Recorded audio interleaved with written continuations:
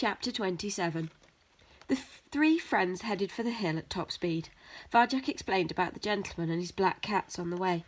He hoped he wasn't too late. With the elder poor gone and father in charge, what would the family do when they faced the gentleman's cats? What would the gentleman's cats do to them? Anything could have happened. After all the time he'd been away, the house would surely be different. Those pictures in his head, the red velvet armchair, the china feeding bowls, might not even exist anymore. He was sure of only one thing. They'd have to climb the wall to get in, and Varjak remembered it as the hardest climb of his life. Thunder growled above the city as they reached the foot of the hill. The sky was violet with the threat of another storm. "It's up here," said Varjak, leading the way as lightning flashed overhead. They climbed the hill as fast as they could. Rain began to fall. It came in stinging whips which lashed into Varjak's nose, his eyes, his ears. He tried to snatch a breath. Water filled his mouth, surged down his throat. He choked on it, but kept going, up the hill, 1 step, 2 steps, 100, 1,000, whatever it took. The moon stared down at them, a sullen, one-eyed sentry in the sky. "Give up," it seemed to say. "Give up and go away." Soaking, straining, panting for breath, they reached the top of the hill as the sky shattered in white light. What Varjak saw there made his fur prickle. A little stone wall stood before them, half the height of any in the city. It looked old and crumbling, as if it had been neglected for a very long time. Another blast of thunder rocked the earth. Varjak shivered. Could this really be the same wall that had enclosed the world he grew up in, the wall that once seemed so high and impossible to climb? Was this the place he had left, or had everything changed while he was away? There was a door in the wall. He pushed at it. It wouldn't budge. It was locked. He circled the wall, seeking some familiar sight.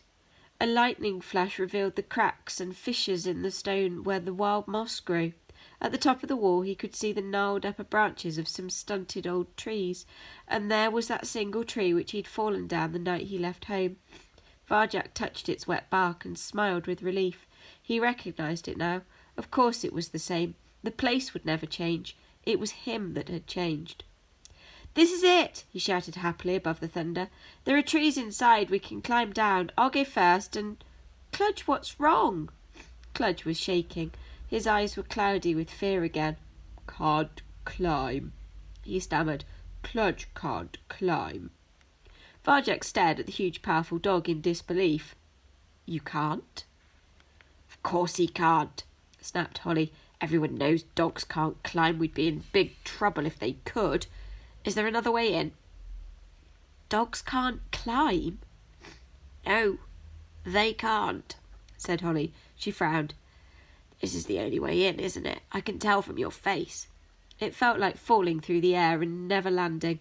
They were so near, and that wall, that old stone wall, stood in the way once again. "Cludge sorry," said a small scared voice beside him. "Want to help, Varjak." Lightning flared up above, thunder cracked, rain streamed down Varjak's face like tears, but it was strange. The storm didn't scare him as it had before. Instead, it seemed to enter him from whiskers to tail, filling him with its own wild power, so that he and the storm became one. There was no turning back now. With or without a dog, he was going to find his family. "It's all right, Cludge," he said. "You wait for us here. Come on, Holly, let's go inside." They left Cludge under the tree.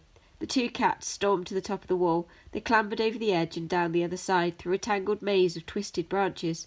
Silently they stole into the garden. They padded over the wet grass and up to the cat door.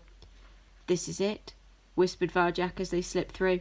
"This is the Contessa's house."